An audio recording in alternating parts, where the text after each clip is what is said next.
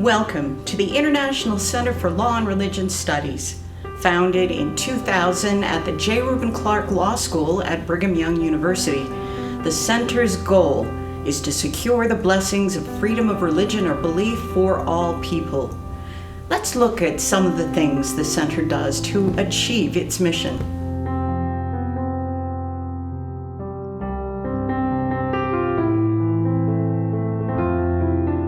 The center hosts annual conferences in 8 different regions of the world. Each summer, the center sponsors a Religious Freedom Annual Review, bringing together experts from across the country to discuss domestic religious freedom issues. This event is open to the public. The center's largest event is the annual International Law and Religion Symposium, held each fall. As many as 100 delegates from all over the world gather in Provo to discuss challenges to religious freedom or belief and to collaborate on possible solutions.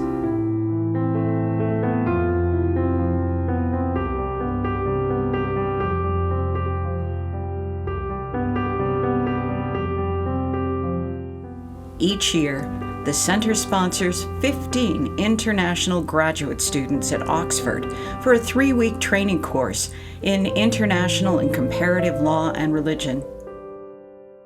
The center works in partnership with local and international institutions to provide training programs on religion and the rule of law in China, Indonesia, Laos, Myanmar, Nigeria, Uzbekistan, and Vietnam.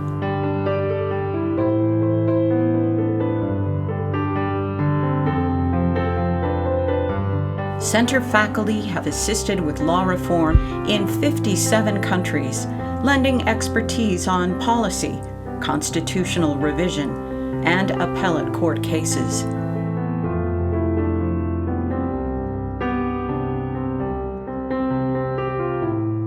In its first 20 years, the center produced more than 247 publications.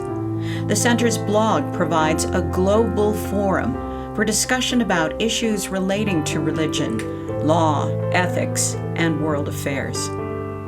Brigham Young University law students are selected to serve in several capacities, including externships, research fellowships, and event committees.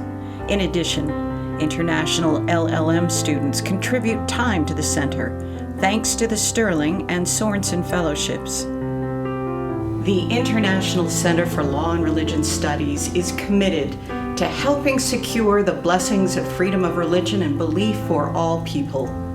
Learn more about the center or find out how to get involved on our website at iclrs.org.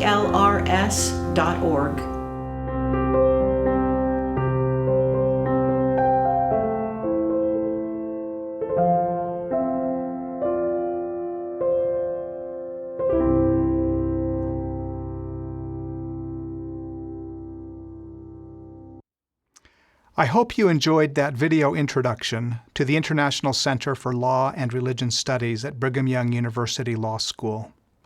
My name is Brett Scharffs, and I'm director of the center. We extend a warm welcome to everyone who is participating in this keynote discussion session of the 28th Annual Law and Religion Symposium of the International Center for Law and Religion Studies at Brigham Young University. Our theme this year focuses on the power and importance of collaboration in our efforts to promote freedom of religion and belief for all people in all places, and human dignity for everyone everywhere. Once again, like last year, we are disappointed that we are not able to gather in person here in Provo at BYU and in Salt Lake City.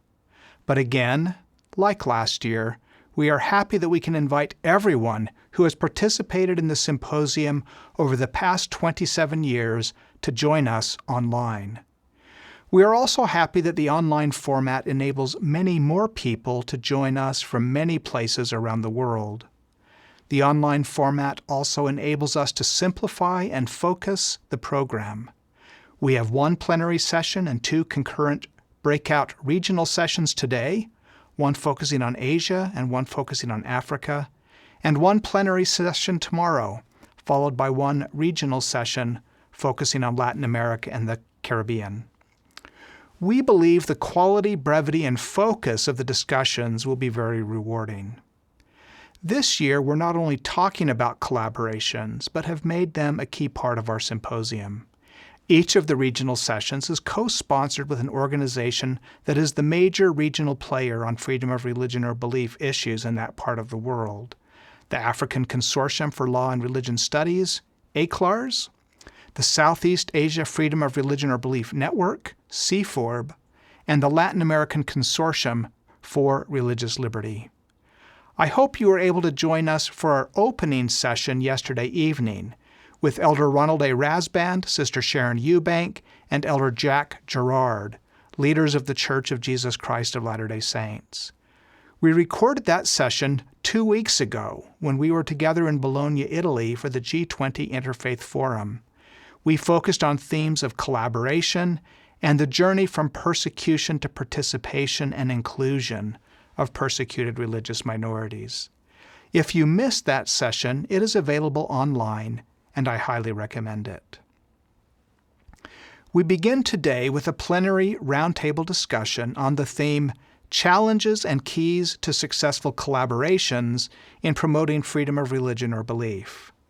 We are pleased to welcome a group of truly eminent panelists, including Ambassador Jos Douma, Special Envoy for Freedom of Religion and Belief from the Netherlands, Ministry of Foreign Affairs, Mohamed Elsanousi, Executive Director of the Network for Religious and Traditional Peacemakers, Melissa Rogers, Executive Director of the White House Office of Faith-Based and Neighborhood Partnerships, and Knox Thames, Senior Visiting Expert at the U.S. Institute of Peace. This group will discuss what makes partnerships on freedom of religion or belief successful. Following this plenary discussion, we invite you to tune in for one of two concurrent regional sessions, one focusing on Africa and the other focusing on Southeast Asia.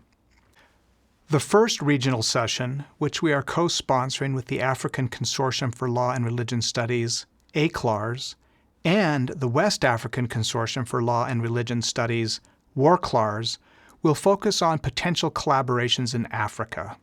Panelists include Akin Ibadapu Obe, professor in the Department of Public Law, Faculty of Law, University of Lagos, Nigeria; Kofi Kwashiga, president of the African Consortium for Law and Religion Studies and professor at the School of Law at the University of Ghana; and Lee Sharnik Udaman, a senior researcher at the Desmond Tutu Center for Religion and Social Justice. The other concurrent session this morning will focus on promoting freedom of religion or belief and collaborations in Southeast Asia. This session, co-sponsored by CFORB, will feature Nadine Maenza, Chair of the United States Commission on International Religious Freedom, Timothy Shaw, Senior Fellow at the Archbridge Institute and Principal Investigator of a major Freedom of Religious Institution Society project, Professor Diki Sofjan, a member of the core doctoral faculty in the Indonesian Consortium for Religious Studies, based in the graduate school at Gadamaja University in Yogyakarta, Indonesia; and Eugene Yap, a senior fellow with the Religious Freedom Institute of the South and Southeast Asia team. Tomorrow's program will feature a keynote plenary conversation with Dr. Susan Kerr, Senior Advisor on Freedom of Religion or Belief at the Organization for Security and Cooperation in Europe, known as the OSCE, in its Office for Democratic Institutions and Human Rights, ODIHR, located in Warsaw, Poland. Tomorrow will also feature a regional session focused on Latin America and the Caribbean, co-sponsored with the Latin American Consortium for Religious Liberty. This panel will feature Jose Antonio Calvi, president of the Latin American Consortium for Religious Liberty and legal counsel to the Peruvian Conference of Catholic Bishops; Astrid Rios, vice president and executive director of the Asociación La Familia Importa; and Elena Lopez Ruf, a lawyer and teacher of legal philosophy at Catholic University of Argentina and a consultant to the United Nations Development Program in Argentina. So, we hope you'll enjoy the panel discussion this morning, one of the 2 breakout sessions, and we hope you will join us tomorrow for a concluding plenary and regional session at the same time and accessible in the same manner as today's program. Now, over to our newest Associate Director, Amy Andrus, who will moderate this session. Welcome to the Keynote Roundtable Challenges and Keys to Successful Collaborations in Promoting Freedom of Religion or Belief, part of the 2021 online BYU International Law and Religion Symposium.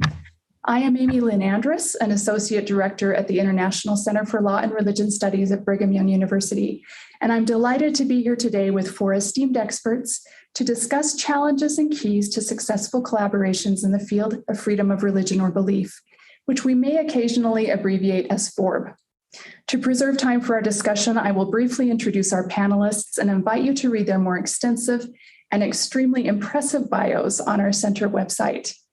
Ambassador Jos Douma was appointed as the first ever Netherlands Special Envoy for Religion and Belief in July 2019. He previously served as Ambassador of the Kingdom of the Netherlands to Georgia, Armenia, Iran, and Slovenia, and as Deputy Head of Mission in Moscow. Ambassador Douma also briefly served as Chargé d'Affaires to the Holy See. In the Netherlands Ministry of Foreign Affairs, he served as a trade policy expert and headed divisions and programs related to Central and Eastern Europe. He also had embassy postings in Harare, Zimbabwe, Lagos, Nigeria, Bonn, Germany, as well as at The Hague. Dr. Mohamed Elsanousi is Executive Director of the Network for Religious and Traditional Peacemakers, which builds bridges between grassroots and global actors to promote sustainable peace. Formerly, he was Director of Interfaith and Government Relations for the Islamic Society of North America.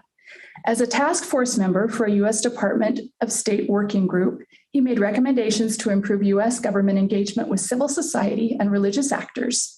Dr. Elsanousi serves on the board of directors and trustees for numerous interfaith organizations and was recently selected to join the NGO working group on the UN Security Council. Melissa Rogers is currently Executive Director of the White House Office of Faith-Based and Neighborhood Partnerships, a position she also held during the Obama administration. The office promotes collaborative partnerships with religious and secular neighborhood organizations to help neighborhoods in crisis. Previously, she was a visiting professor at Wake Forest University School of Divinity, Executive Director of the Pew Forum on Religion and Public Life, General Counsel of the Baptist Joint Committee on Public Affairs, and a non-resident senior fellow at the Brookings Institution. Knox Thames spent 2 decades working for the U.S. government at the intersection of global affairs, religion, and human rights. He served across 2 administrations in the U.S. State Department as the Special Advisor for Religious Minorities in the Near East and South Central Asia. He also worked on U.S. government foreign policy commissions and at the U.S. Commission for International Religious Freedom. Knox is now a senior fellow at the Institute for Global Engagement and a visiting expert at the U.S. Institute of Peace, working on teams focused on the Middle East and on religion and inclusive societies. Now to this session's topic. As students, the words group project likely struck fear in most of our hearts. Most students dread the assignment to complete a collaborative project with classmates with whom they may have little in common. This scenario often plays out with strong type A personalities promoting their ideas and directing the project, while type B personalities hold back and end up feeling unheard and undervalued. Those whose insights and talents aren't seen and used may lose faith in the project and drop out entirely, leaving others to shoulder the load. The end product of a group project is typically something that no one is particularly proud of. The internet has joked that the current pandemic is the worst group project we have ever been in our lives. And that joke resonates because there is truth in it. The pandemic has certainly shown just how difficult it can be to come together and act collaboratively for a greater good, at a time when we are increasingly defined by what seems to be an increasing number of differences. The inherent challenges of a group project prompt questions relevant to the necessarily collaborative field of freedom of religion or belief, some of which we'll discuss today. First, we'll discuss the significant challenges to collaboration in promoting FORB. And then I'd like to discuss some success stories and keys to successful collaborations.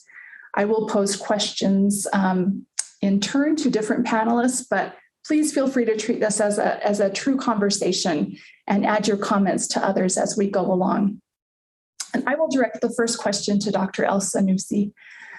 What are some common or major challenges in collaborating with others of different faith traditions to promote freedom of religion or belief? And are there differences that are so large that they constitute non-starters? Well, thank you. Thank you so much, Amy. I'm really pleased to be among friends and colleagues here, and I want to extend my appreciation to the organizer for convening this panel during the International Law Symposium and for convening us and moderating. I'm really delighted to be here. And just to answer your question, Amy, there are many challenges in looking into how to collaborate with different faith traditions to promote freedom of religion or belief. I'm looking into this. It's not only collaboration within the interfaith community, but there are challenges in interfaith communities as well. So, for instance, looking into the Muslim communities, there are these challenges within Islam, how to promote and advance and collaborate within the Muslim communities in advancing religious freedom. Because the understanding of the concept of FORB is completely different in the school of thoughts and the scholars and those who are, in the conservative sides in the Muslim communities, they might not really even, believe in the religious freedom. They look into some of the verses in the Holy Quran that they do misinterpretation. There are some verses that are saying that, today I completed your religion for you. And religion here, they look into it as only Islam, or the only acceptable religion is the religion of Islam. So you would find that kind of the conservative Muslim communities, they make that kind of interpretation. So how we're going to address that issue? So this is within the Muslim communities. On the other hand, they will see also in other traditions, conservative communities, particularly evangelical communities, looking into the religious freedom in the different kind of point of view, how to use religious freedom or to advance that because to serve, the belief itself. So I think there are these kind of differences and challenges that we face within, the interfaith, and this, of course, reflected in the interfaith as well. But the good news is that because of our ongoing interreligious collaboration and understanding, we're able to form partnership with religious communities to advance FORB. So we are able to overcome these challenges, just agreeing that promotion of religious freedom or belief is really a pathway for prosperity in all aspects of life. And we're able to make that, making progress. I'm not saying that, we are done with the job, but there is a lot of work need to be done. Thank you. And I imagine with different, you mentioned intra-faith as well as interfaith, the challenges with both of those, right? Right. And just the concept of people having such strong personal beliefs, such strong faith traditions, traditions that involve what for them are even sacred covenants with God, that they might feel that those are compromised if they collaborate or with others. Can you address maybe some of those challenges as well? Yeah, so Islam is not monolithic, as you know. So just to give you a life example, we had a meeting a few weeks ago with the vice president of the Afghan University in Kabul. And when we were preparing to have them, this after the Taliban took over.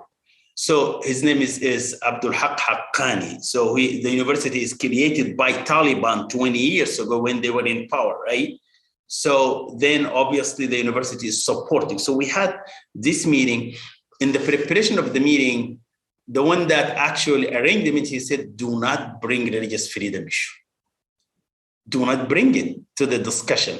So here you can see that, what Taliban is bringing to the table now, also other, communities or other Muslim scholars, they don't really look into, they don't even believe in religious freedom, to be honest. And so that's just the reality of it. And you may find government pushing this area of religious freedom and all of that, but not necessarily supported by their own scholars.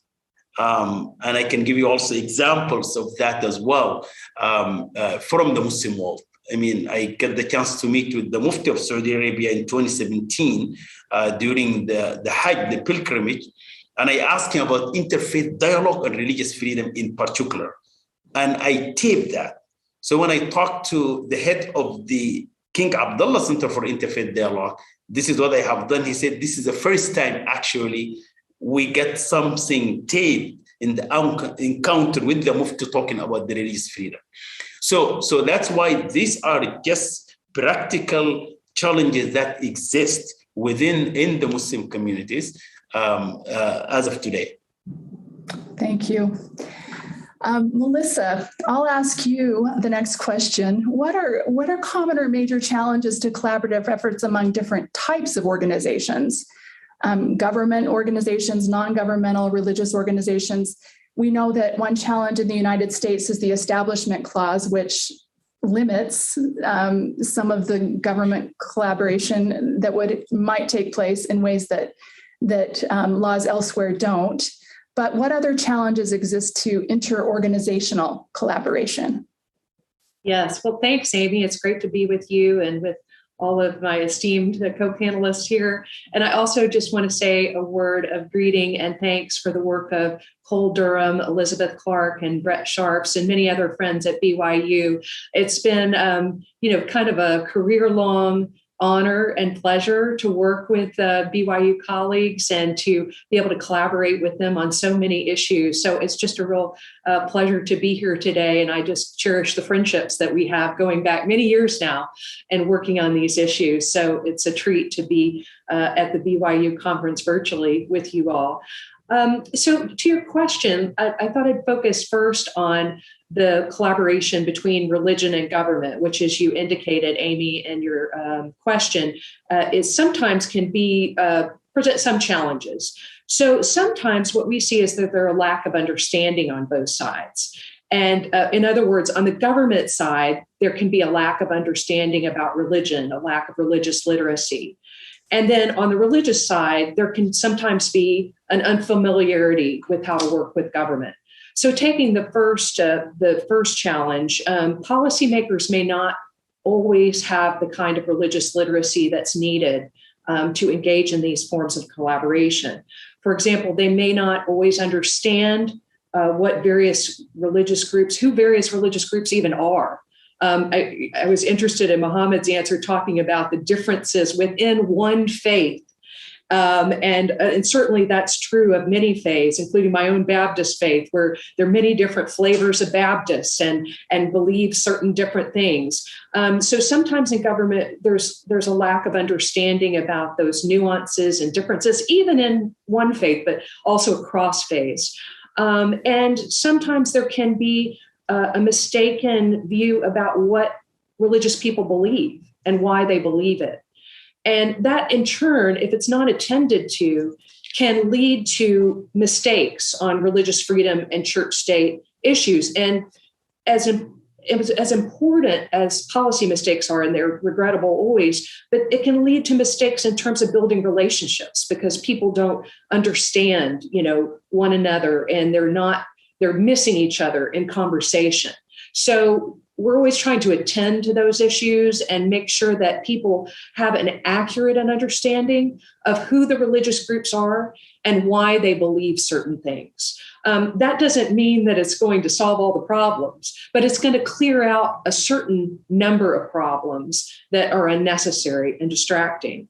Another thing that can be a problem on the governmental side is sometimes there can be a tendency among government officials to only invite religious leaders to the table after a deal is done. So a deal is done, a policy position is arrived at, or an initiative has been mapped out.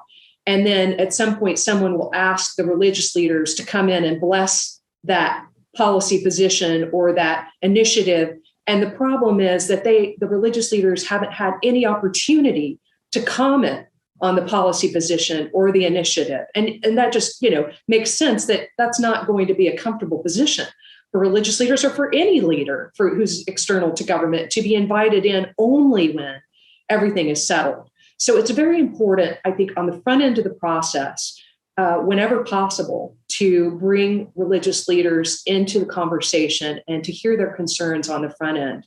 And I think President Biden and Ambassador Susan Rice runs the Domestic Policy Council, have been very mindful about these ideas and have really insisted that we take faith seriously in the policymaking process, consistent with the American guarantees of church-state separation and religious liberty.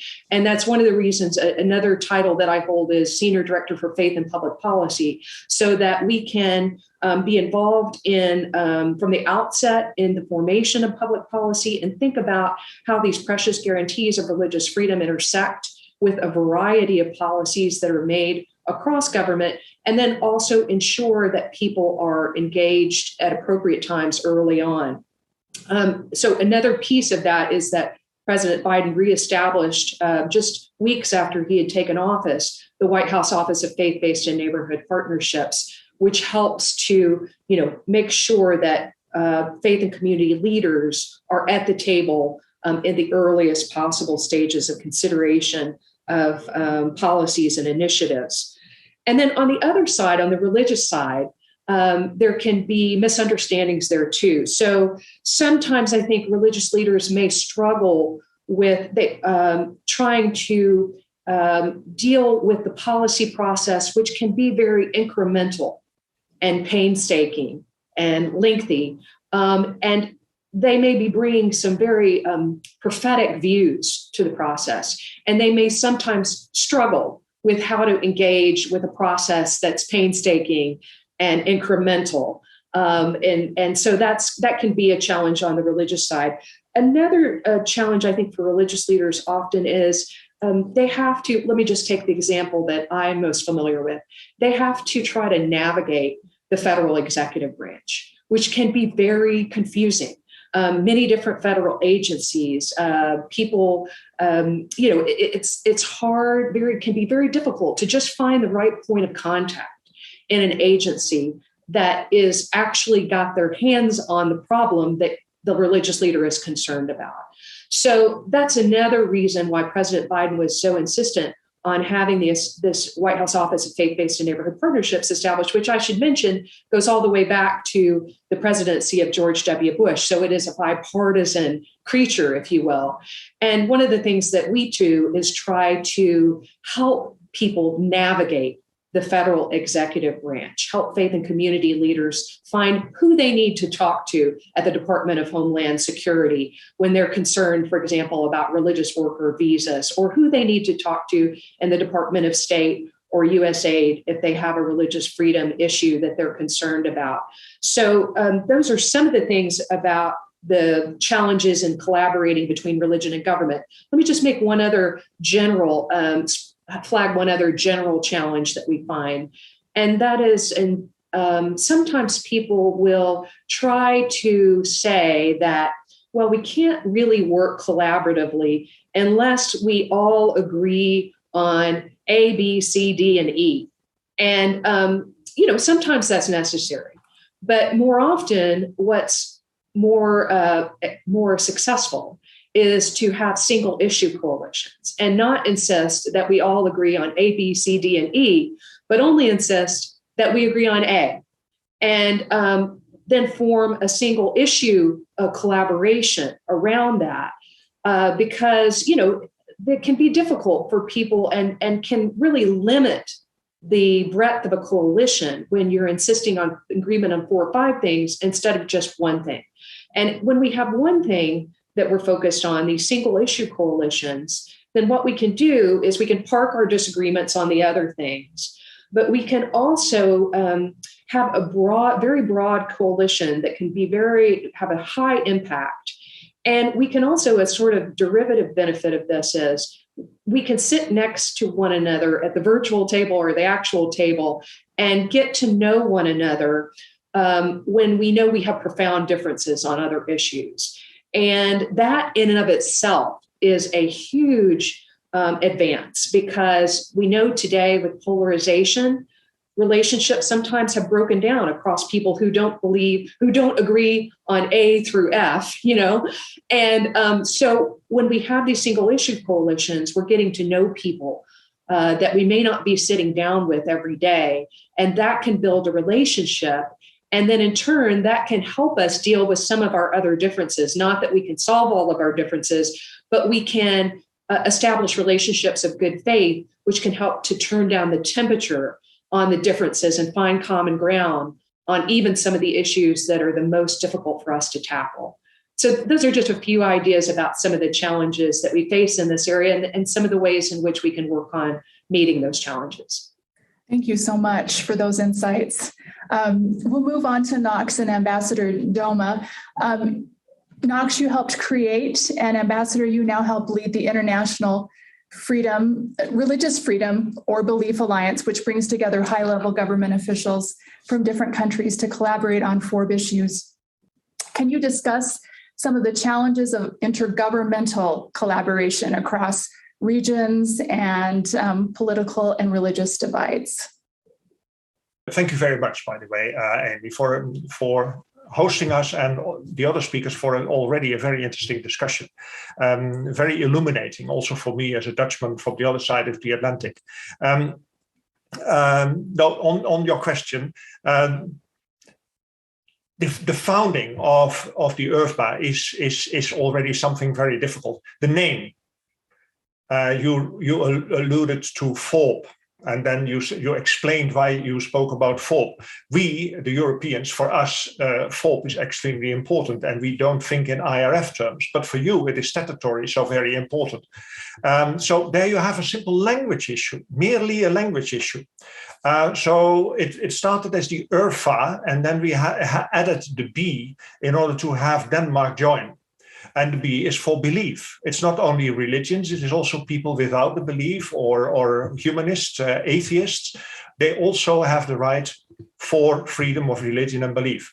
So that this was a very important step, and Knox helped starting that. But still, we have different countries, different traditions, and different religions amongst the membership. And that is difficult, especially because what we miss are major Muslim countries. And why do we miss major Muslim countries?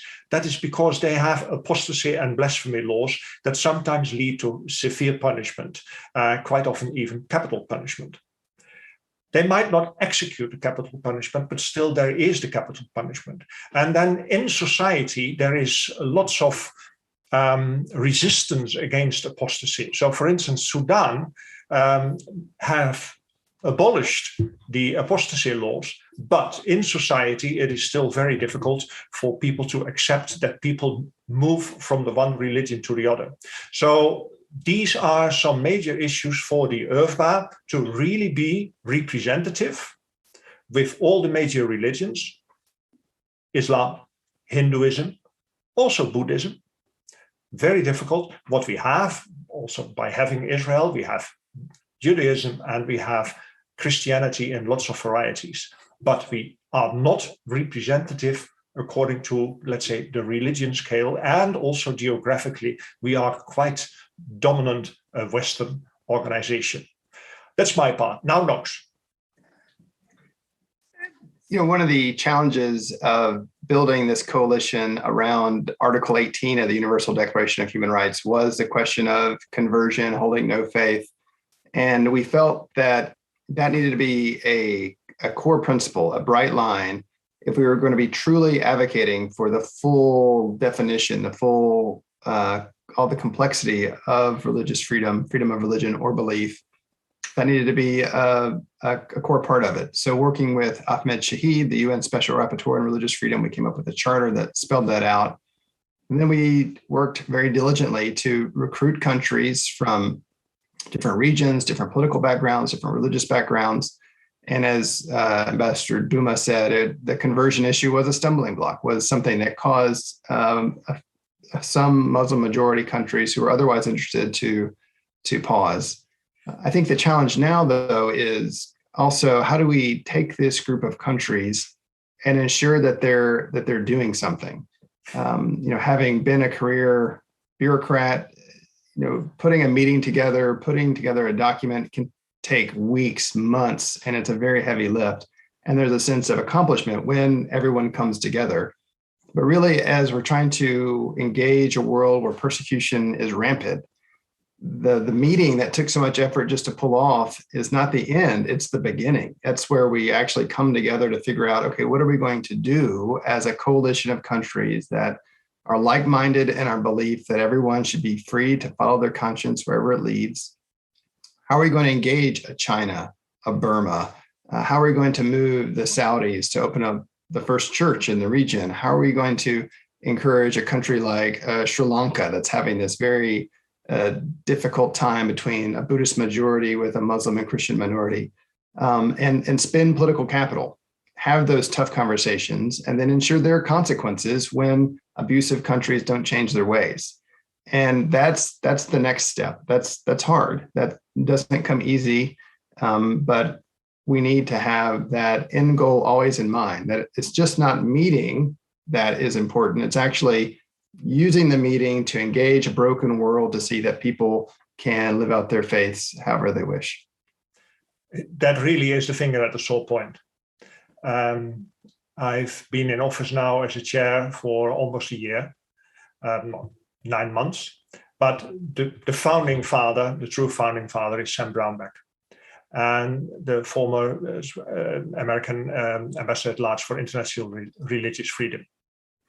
And when he visited us, a group of European countries, in The Hague in November 2019, he wanted to have a consensus-based, action-oriented organization. Well, he definitely was not a diplomat, because that doesn't go together. What we now try to achieve is that we relatively easily agree on an action that needs to be taken. It's on a voluntary basis. So countries can subscribe, countries can abstain, but the countries that do subscribe go ahead. So in the past weeks, I have been pressing almost on participants agree with a text on Afghanistan, religious minorities, that they need attention and urgently. That is the crux of the text. But then we negotiate, we to and fro, and it's a difficult process. But we need pressure. We need, let's say, not the old-fashioned diplomacy that much, but convincing arguments and very short time limits in order to reach that decision that Knox spoke about. That was one of the first that we could achieve. Well, in a few weeks' time, I hope to have our terms of reference. Then we have agreed on the bylaws and whatever. And then I hope, I'm not sure, I hope that the URFLA can be an effective engine in convincing other governments, like Knox said, in changing their legislation. That will be a very difficult task, where we have to, let's say, use all the diplomatic instruments, bilateral, multilateral, plurilateral. Who are the right countries that can convince such a government in changing their attitude and their legislation? Those are important questions that I see ahead for us. And I would just jump in one last point to sort of connect what Ambassador Douma said with Melissa and Mohamed is governments can't do this alone. And so how does government engage religious actors, either people in an official hierarchy or laity, to join in this effort, to have those conversations at the grassroots level so that society becomes more comfortable with this idea of pluralism and diversity. It can't only be governments. Government is a critical component, but it's using Mohamed's networks, using the relationships that Melissa referenced. That together is going to be the combination that really brings durable change, I think. There's one extra layer, and that is the international legislation. Knox already mentioned the UN Special Rapporteur, Ahmed Shahid. Annually in the, or sometimes more often in the Human Rights Council and in the United Nations General Assembly, we discuss general aspects of FOP, and we try to make progress in enacting that. And that is what we do in other clubs, so to speak, of like-minded civil servants, of like-minded countries, where we work together and try to understand and then try to find a way how to change in the international consensus on FOP. Thank you all for those insights. Mohamed, Dr. Elsanousi, please. Yes, thank you, Amy. I just want to, I'm just so excited to follow up on this conversation, and particularly, Knox mentioned the critical role of civil society and particularly religious actors in collaborating with government. When that happens, they can do wonders. And unfortunately, we don't see that, government are paying much attention or putting resources in this critical collaboration. We all know, and Melissa mentioned the role of faith-based institutions and faith communities. We do have the resources. We do have documents that always supporting religious freedom. I can mention, the Vatican Council Declaration on Religious Liberty. I can mention the work that Melissa was part of it, how the Baptist Joint Committee in supporting the First Amendment.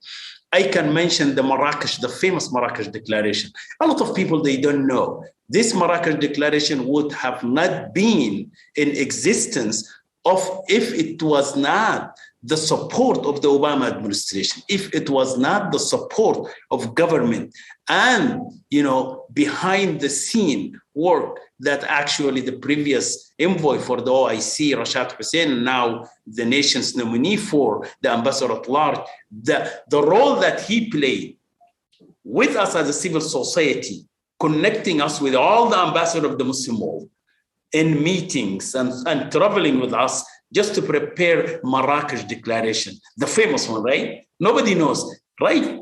People think that it is led by civil society, and Knox and Melissa know this story, and people until today, civil society come and explain to government that, look how civil society came up with this Marrakesh Declaration. Little known that, the government actually supported this big time in the beginning so that we can get to this point. So I just want to mention that this is a critical role. Also, Ambassador mentioned Sudan and the blasphemy laws and the apostasy laws. Again, everybody knows the famous case of Maryam Ibrahim, when she was sentenced to death because she was converted to Christianity, right? The role that we have played, I myself brought faith leaders, our friend Tim Winkler, David Saperstein, the Baptist Secretary General, then Dr. Roy Medley, and we went and we met with the Sudanese ambassador here in Washington, pushing for religious freedom for Maryam Ibrahim, right, in Sudan. So I think that is the role that is not fully utilized. And I really push for that. Government cannot do this alone. Civil society, religious actors, they have the trust, they have the theological documents, and they do have the institutions in place. Government comes and go. These institutions are there, not going anywhere. And Amy, that if I can add to that, if you don't mind. No, please.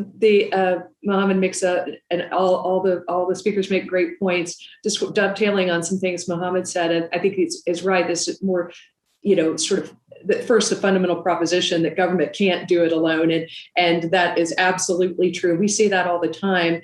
And for example, just on the work that I know Mohamed's been deeply involved in on COVID, we see that government has to work with faith communities in order to combat COVID. It's not a choice. It's something that if we're going to combat COVID, we have to be involved with religious organizations for all kinds of reasons. And so that is a helpful window on both sides from government to understand when it's working in particular areas. It really does need to be joined with civil society, including religion and community groups and people of other faiths and beliefs, as Ambassador Douma says. The other thing I wanted to note is implicit in Mohamed's remarks was about the importance of the convening power of government. There is often an ability of government, and Knox referred to this, and we don't want to just have meetings, but government can do a great deal to convene civil society and government in a way that civil society might not be able to do on its own, and then generate through those discussions things that are happening, partnerships between civil society and government. And so that's just one of the things that I think is a factor to keep on our radar screen is how can government be the best steward of its convening power that it has in spades, and how can we make sure that is done in a sophisticated way so that we're not saying we're going to convene people and then government's going to do it all alone, but we're going to convene people and we're going to find a way for all of us who agree about something to do what we do best and work together. And that's often a very simple thing, but a very key thing to moving forward a successful project like the ones that Mohamed and the other speakers mentioned. Amy, if you allow me, we are already coming to your positive examples. Yes. Because I fully subscribe to what Melissa just said. We experience the same, and part of my task is to inform my own ministry on what it entails to be religious. We live in a secular society. We have a secular government. Most of my colleagues have no belief or religion. They simply live, or are not conscious that they have a belief. So I sometimes have to explain what it means. In fact, I quite often have to explain what it means to be religious. That's internal, but also official. You, in your question to Melissa, you refer to the legislative situation. We do not have a minister for religious affairs. You might even say that if you have a minister for religious affairs, you better be warned. There are some risks ahead. With us, it is the Minister of Justice. Very important is that the Minister of Justice is aware of the importance of religion. So he showed initiative in the early COVID days by convening all the different religions and trying to find a way in COVID times. And then the religions, they took the responsibility. They have a platform where they discuss. So they knew each other and they knew how to act responsibly. So they negotiated voluntary arrangements for themselves. And then the minister could say in government, constitutionally, we should not intervene in the freedom of religion or belief. But we arranged with the religions to act so and so. And most of the religions acted so and so and behaved very well. Of course, there are exceptions everywhere. And then a very, very important example is the Roman Catholic Church. When we opened more, we had a maximum of 30 participants per service. And then the Roman Catholic Church said, no, 30 is too much, 20, because they have already 10 people at least who administer. So they deducted it from the overall figure. And that is acting responsibly. And then to continue, COVID is not the first time. What happened to us is my Director General for International Cooperation, she asked me, give me examples of what religions could mean for fighting COVID. And then I asked people in the Netherlands, and they referred to Ebola issues. Ebola in a decade ago, but still valid, still alive in Africa. And it were religious communities who acted responsibly. And those religious communities were inspired and helped by Dutch communities. Then also to answer that question from my Director General, I contacted Asa Karam, and she of Religions for Peace, and she served me with wonderful examples of documentation and of actions taken by religious groupings acting together. So what I could show to my colleagues, religions do well, whereas we usually know of bad examples about being religious. Thank you for sharing that example, Ambassador Douma. We wanted to get to, we had talked so much about challenges and the challenges inherent in this field, and wanted to get to success stories as well. And Dr. Elsanousi has mentioned one with the Marrakesh Declaration. You've mentioned others. Melissa Rogers, I know that you may need to leave a little bit early. I'm wondering if you would like to share a success story and maybe some takeaways from those success stories of successful collaborations between faiths or organizations or governments. Sure, thanks. Well, I'm so glad that Ambassador Douma reached back for the Ebola example. I'll say a couple words about that real quick and then move on to another.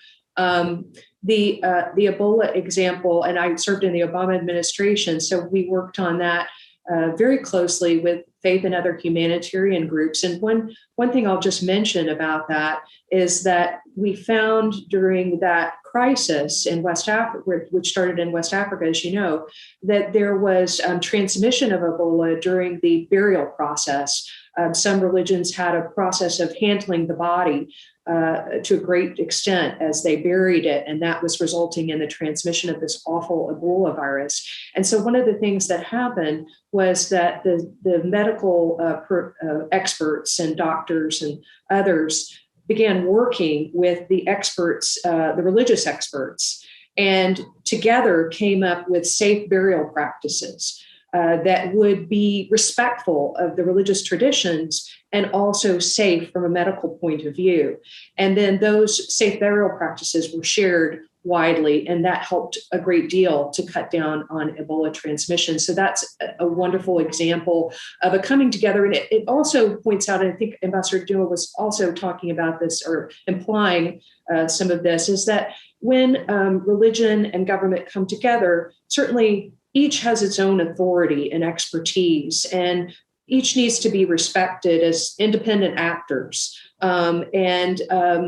But when they can come together out of that kind of mutual respect and dialogue, not one trying to dictate to the other, but rather trying to inform one another and find common ground, we often can find wonderful success stories. The other thing I would mention we're at very early stages, so I won't call it a success story yet, but it is something that we're working on very intently right now, and that is in the United States welcoming Afghan arrivals, people who were evacuated out of Afghanistan, including people who worked at the embassy in Kabul, people who are, human rights defenders, generally speaking, and who are at risk, people who are persecuted for their faith, women and girls, journalists, many others who have been evacuated out of Afghanistan and are going to various places around the world, including the United States. And so there is a project that the government has launched here called Operation Allies Welcome, that is an effort to welcome and integrate Afghan arrivals coming into the United States.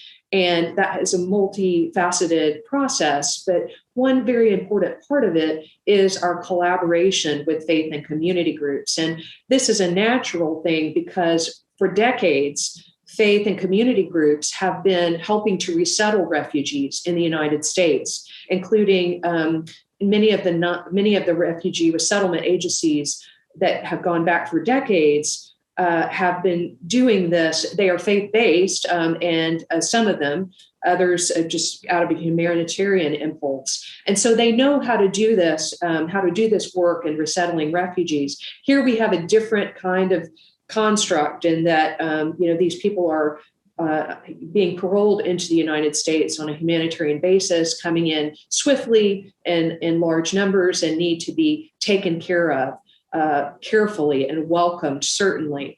And so just last week, Ambassador Susan Rice convened a call with Secretary Mayorkas, the Secretary of the Department of Homeland Security, and Governor Jack Markell, who is the White House coordinator for Operation Allies Welcome, with a small but very influential group of faith leaders to talk about the process of receiving these Afghan arrivals, what we're doing to make sure that they're taken care of from a health perspective, that they're vaccinated and given other health screenings, and then actually welcomed into communities and given housing and help finding employment and their children getting schooling and the like.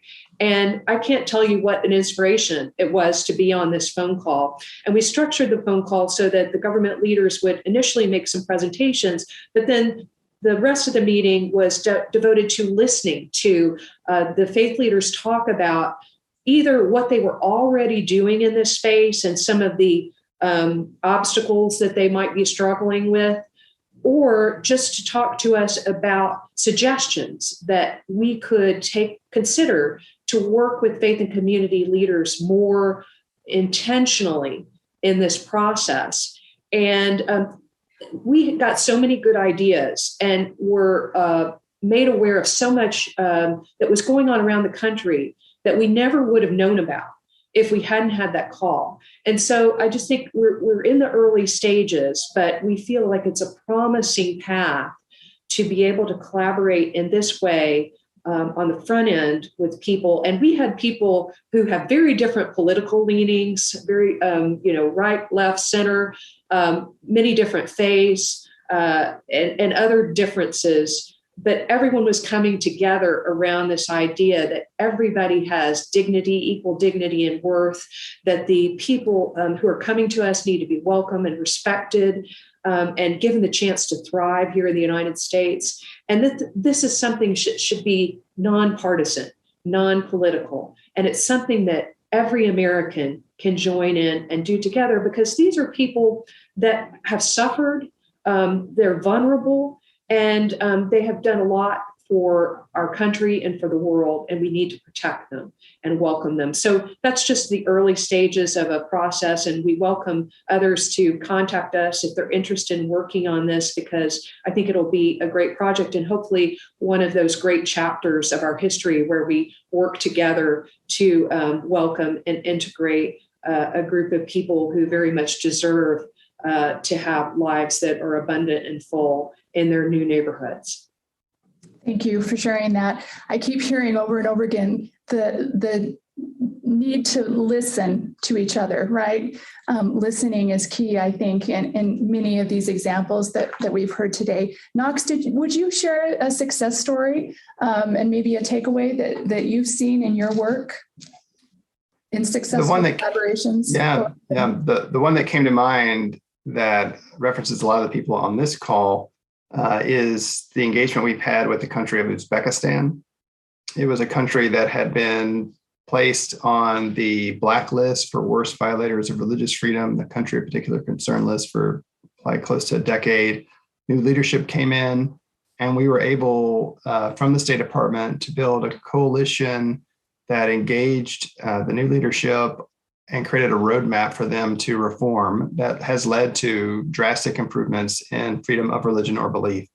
We worked with the United Nations, we worked with the OSCE, we worked with civil society groups like the Institute for Global Engagement, like your center, relying on Elizabeth's great legal prowess and knowledge of Russian to look at their draft laws. We also engaged with religious leaders in Uzbekistan, Russian Orthodox, different versions of evangelical Protestant, Jewish, and of course the Muslim majority community. And together, bringing all these different components of society, all these different actors that have an interest in seeing Uzbekistan improve, we were able to help them go a different way, to break from their post-Soviet past, to start to pursue policies and laws that are in line with their international obligations. And it's a success story. Uzbekistan is not perfect. They're not as far along the line as we really want them to be, but they've started this journey and we've built the relationships. We now have the networks in place. I think we can continue to walk with them as they continue to improve and hopefully fully comply with Article 18 of the Universal Declaration. We have just a few minutes left, and I'd like to leave some time for each of you to share some final thoughts. Maybe we can start with Dr. Elsanousi and proceed to Ambassador Douma and Melissa Rogers and then Knox. Thank you, Amy. And I just want to really emphasize again and reiterate and agree with my friends here about the importance of further engaging civil society and particularly religious actors. We hear all of these successful stories, but the people who are going to do this work on the ground are civil society and they need to be supported. I'll give you a quick, another successful story that all of us know what happened in 2013 in December in Central African Republic. We know the problem. We know the killing and the fighting between the Christian communities and the Muslim communities, although we know it was not a religious problem, right? But in 2014, just a couple of months after, the crisis, State Department here during Obama administration again gathered religious actors to talk to religious actors in CAR through a video conference. And the religious actors in CAR, they said, you are telling us all of this beautiful collaboration as an interfaith in the United States. We would like you to come and visit. So we took that project, and as a civil society, we cannot secure major religious actors in the war zone. So we collaborated again with the State Department, with USAID, so that they are able to provide us that armed vehicle. They're able to give us, Marines to secure, the president of the National Association of Evangelicals was with us in the delegation, Pastor Lynn Anderson, a cardinal from the Catholic Church, a major imam, allow us to be on the ground in the war zone, and the government help us to do that. This is a collaboration so that we can go to the cathedral in CAR, in Bangui, we can go to the Protestant evangelical communities, we can go to the central mosque and do all of that. Again, that strong collaboration is really critical. In that time, that's where the Holy Father visited, CAR, and to emphasize again, civil society, an insider mediator woman was able to do the ceasefire, to mediate the ceasefire between the Seleka and Antibelaka for one day so that the Holy Father can visit and go to the central mosque. Everybody else, the UN, the French troops, everybody told him, don't go there, it is dangerous. But he went there because this female insider mediator, woman of faith, has done that, mediated that, and the Holy Father went to the central mosque and to say what? To say faith over fear. A strong message to the world, a strong message of religious freedom. So that's why all of this successful example, we would like the government to listen that, the importance of this collaboration will bring miracles. Thank you. Ambassador? Yeah, there we are. I don't have anything to add, but I only refer to what Mohamed said just now. And I referred to it last week when we drank tea and beer. He never referred to the Pope, apparently, but he referred to the Holy Father. We all know whom he meant. And he, as a Muslim, spoke about the Holy Father. And that is inclusive language. That is what we need to act together as human beings, whatever our beliefs are, respecting our beliefs. But when we have to act, we should disrespect, so to speak. We should forget about the differences and act together driven by our own convictions and beliefs. And that is what I sense in Mohamed's words, and that is what I also sense in the activities of many of our national civil society organizations acting in the Netherlands and abroad. I witnessed it last Tuesday when the King opened our parliamentary year. The government presented its budget, but before we had a multi-religious service together, no praying together. But each religion, 10 different religions, presented themselves to government and parliamentarians, wishing them well. And that is it was for the 22nd time. It's always a feast to celebrate that together we are Dutch, whatever we believe, Sikh, Hindu, Christian, Muslim, we were together. Thank you. Melissa, thank you for staying with us. Do you have some final thoughts? Yeah, just quickly, I just want to sort of emphasize, I think what's been implicit and sometimes explicit in this discussion is just how important it is that we continue to talk and build relationships across differences. And, that's been exemplified by so many comments today. And the ambassador was referring earlier to trying to help people understand perspectives that they're not familiar with, that seem alien to them. And I see that a lot these days too, where I realize that I need to back up and explain to people, where this is coming from and what people are thinking, so that we don't get a caricatured view of one another and retreat to our corners. And so I think, we can all do that in our various ways, but I just want to close by saying to BYU and to my friends at BYU, including you, Amy and Cole and Brett and Elizabeth, the International Center, you all do this on the non-governmental side so well. And I think particularly of a recent project we gathered in Uruguay for a statement on human dignity for everyone, everywhere.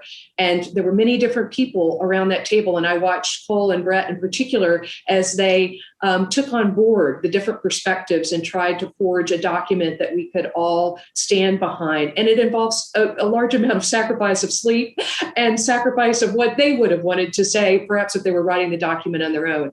And having people like that, both in government and outside government, building institutions like the International Center that's so long-standing, that continues to bring people together and insists that we should listen to one another, and that we can still find common ground across our great differences, is a huge contribution. And so I just want to end with a profound word of thanks to everyone here and to the International Center and to my friends at BYU for continuing to lead in the way that they do. Thank you. Knox? Just the last thought is how important this work is.